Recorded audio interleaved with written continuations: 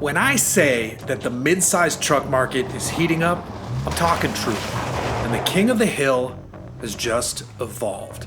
Toyota has finally pulled back the curtain, and we've got all the details on the new 2024 Toyota Tacoma.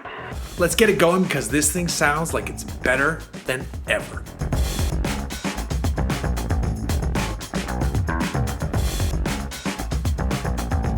Clearly, style-wise, this thing has taken inspiration from the Tundra. It basically looks like a scaled-down version of its half-ton sibling, and it works fine here. I will say the design of it is my least favorite part of the truck, same as with the Tundra, but I'll also say that the rest of it sounds awesome, so I'm not stressing on that bit. One area that does look goofy though is with that front air dam.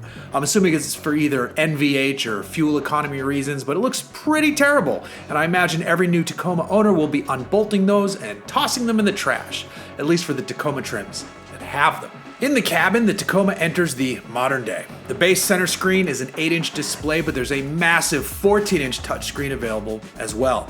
You've got wireless Apple CarPlay and Android Auto, there's a wireless charger available, and all trims get push-button start. Ahead of the driver is either a 7-inch gauge cluster display for the lower trims or an impressive 12.3-inch display available on the higher trims. Also impressive and honestly just plain fun is the optional JBL 10-speaker sound system. This includes a subwoofer as well as a portable Bluetooth speaker. It sits on a dock in the center of the dash and serves as a center channel. But you can take it with you and the battery will run for up to 6 hours.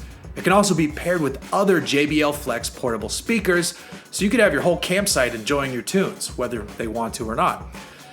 As for the bones of the truck, the Tacoma rides on the new TNGA-F Global Truck platform. You've got high-strength steel in the right spots, aluminum elsewhere for lightness, and now some trims even get a multi-link rear setup for the suspension. Speaking of trims, let's take a walk through those before we get to powertrains. We've got the SR, SR5, TRD Pre-Runner, TRD Sport, TRD Off-Road, Limited, TRD Pro, and the new Trailhunter trim. On the SR and SR5, you can choose between single or double cab setups. The TRD Pre-Runner is single cab only, and then all other trims are double cab only. Technically, there are 2 engine choices, but one of them has 3 different outputs depending on which trim and gearbox you go with. The gas-only option is the 2.4-liter turbocharged 4-cylinder. It's called the I-Force, and the standard output rating is 278 horsepower and 317 pound-feet of torque. That's when paired with the 8-speed automatic gearbox. On a number of trims, however, you can opt for a 6-speed manual gearbox, which changes the output to 270 horse and 310 torque. Then there's a lower output version for the SR model, which sits at 228 horsepower and 243 pound-feet of torque. The other powertrain is a game changer in the segment though, as it's the Tacoma with the I-Force Max Hybrid. This pairs that Turbo 4 with a 48 horsepower electric motor and a 1.87 kilowatt hour battery pack. The result is 326 horsepower and 465 pound-feet of torque. This setup also uses the 8-speed gearbox. It's the gas-only version that delivers the best tow rating of 6,500 pounds, and the max payload is listed on the hybrid at 1,709 pounds. In terms of running gear, the standard setup is a set of twin-tube shocks, but the TRD Sport gets TRD Tune shocks.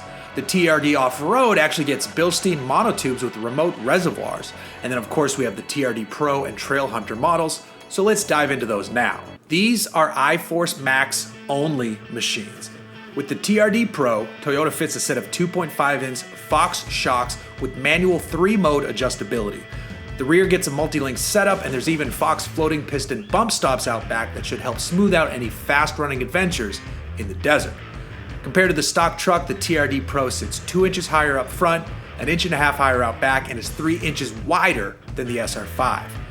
At the corners, you have a set of TRD wheels wearing 33-inch Goodyear all-terrain tires. And in the nose, you'll find an integrated LED light bar that works with the headlights to optimize the beam pattern. Underneath is an aluminum front skid plate, and at the rear of the truck is an ARB metal bumper with red recovery hooks. The craziest thing on the TRD Pro, though, it's the seats. Toyota fits the truck with what it calls the ISO Dynamic Performance seats. These utilize a shock absorber system to dampen and stabilize vertical and lateral movement, and it's tunable to the size of the person in the seat.